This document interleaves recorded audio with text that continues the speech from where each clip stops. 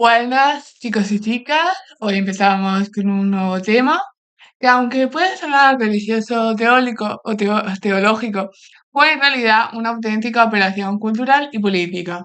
Se trata de la expansión y triunfo de la devoción a la Inmaculada Concepción de la Virgen María en la España del siglo XVIII. Este artículo es del historiador Pablo González Tornel, que lo cuenta en su libro del éxito social de la Inmaculada Concepción en España, textos, imágenes y fiestas. Nos muestra cómo esta creencia, que más tarde se convertiría en dogma oficial de la Iglesia Católica en el 1854, se popularizó y se transformó en un símbolo de identidad nacional durante el Barroco español. La historia que nos cuenta González Tornel no solo de religión, sino que es de una historia política, de arte, de propaganda y de emoción colectiva. Ese relato de cómo un misterio teológico, el de la pureza de María desde su concepción, pasó de los libros de teología a las calles, a los teatros, a las procesiones y a las canciones de pueblo. El punto de partida está en el reinado de Felipe III a comienzos del siglo XVII. En estos años, España se presenta ante Europa como la gran defensora del catolicismo, y el monarca, aconsejado por eclesiásticos como el arzobispo de Sevilla, Pedro de Castro y Quiñones, adopta la defensa de la Inmaculada Concepción como una causa de Estado. La disputa teológica entre los dominicos, que negaban la concepción sin pecado de María, y los franciscanos y jesuitas, que la defendían, había alcanzado niveles de auténtico conflicto social con enfrentamientos y tensiones públicos en Andalucía. Para organizar y coordinar la defensa del misterio, en 1616 se crea la Real Junta de la Inmaculada, un organismo oficial que durante más de un siglo centralizará la promoción de la doctrina y gestionará misiones diplomáticas ante Roma. Felipe III y después Felipe IV impulsaron embajadas, escritos y peticiones al papado, que dieron como fruto varios decretos favorables, aunque el dogma no sería proclamado hasta 2 siglos más tarde.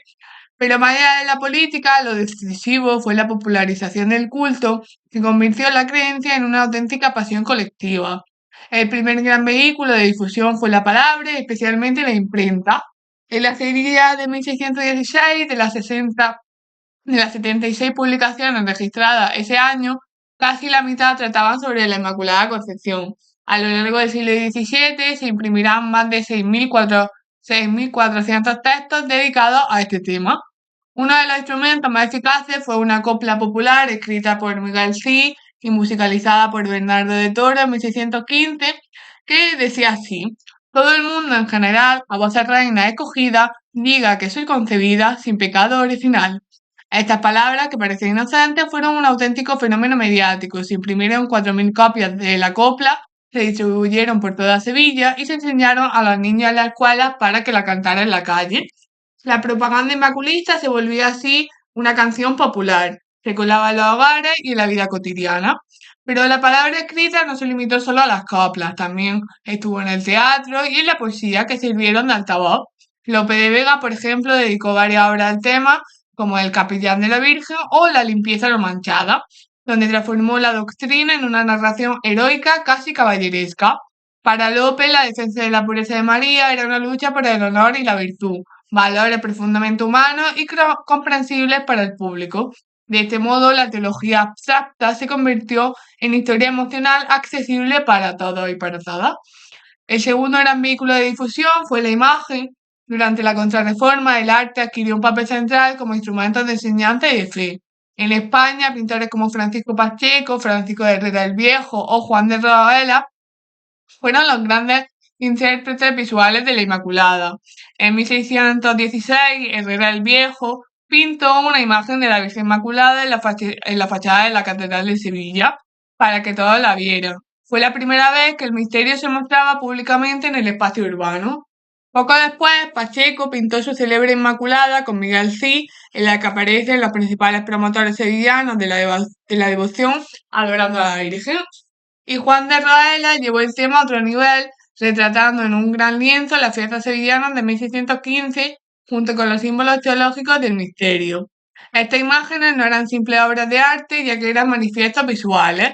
La sociedad barroca entendía la religión a través de lo visible, y ver a María vestida de sol con la luna bajo sus pies y coronada de estrellas significaba creer en su pureza. De hecho, los dominicos intentaron crear una contraimagen que era una imagen de la Virgen Inmaculada, rodeada por las cadenas del pecado original, pero su intento fue un fracaso. En la batalla de las imágenes, los inmaculistas ganaron claramente. En Granada, además, se erigió en 1621 el Triunfo de la Inmaculada, un monumento coronado por su escultura, que se convirtió en símbolo público de fe y de orgullo local. El arte, por tanto, no solo decoraba, sino también hacía convivencia, movilizaba y unía a la sociedad. El tercer elemento fue la fiesta que llevó la devoción a la calle. La celebración del 8 de diciembre, Día de la Concepción, que es festivo en España, existía desde la Edad Media, pero en la España del siglo XVII se transformó en un espectáculo barroco que mezclaba liturgia, teatro, música y emoción colectiva. Sevilla fue el epicentro de estas celebraciones. En 1615 se organizó una gran procesión para honrar a la Inmaculada con la participación de cofradías, gremios y autoridades. En 1616 se celebró un certamen poético con más de 130 poemas dedicados a la Virgen, y en 1617 los gremios organizaron torneos y mascaradas donde se escenificaba la lucha entre el bien y el mal, representado por María y el pecado. Uno de estos espectáculos, organizados por los gorreros y sederos, terminaba con un niño vestido de blanco y azul, que son los símbolos de la pureza, venciendo al demonio. El mensaje era simple y claro: María y con ella España triunfan sobre el mal. Las fiestas mezclaban lo sagrado y lo profano, la devoción y el entretenimiento, pero sobre todo lograban algo esencial, que era involucrar a toda la sociedad. Nobles, clérigos, artesanos, mujeres y niños participaban en procesiones, desfiles y cantos, todos unidos en torno a una misma causa.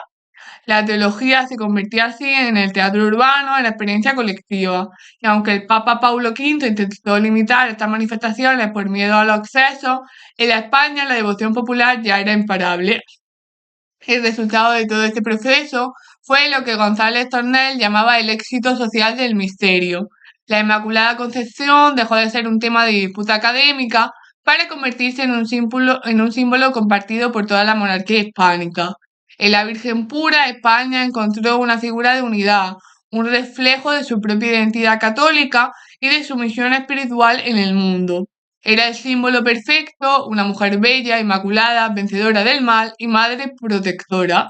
A través de la palabra, la imagen y la fiesta, el pueblo español adoptó esta devoción como algo propio, hasta el punto de que oponerse a ella era casi como oponerse a la nación.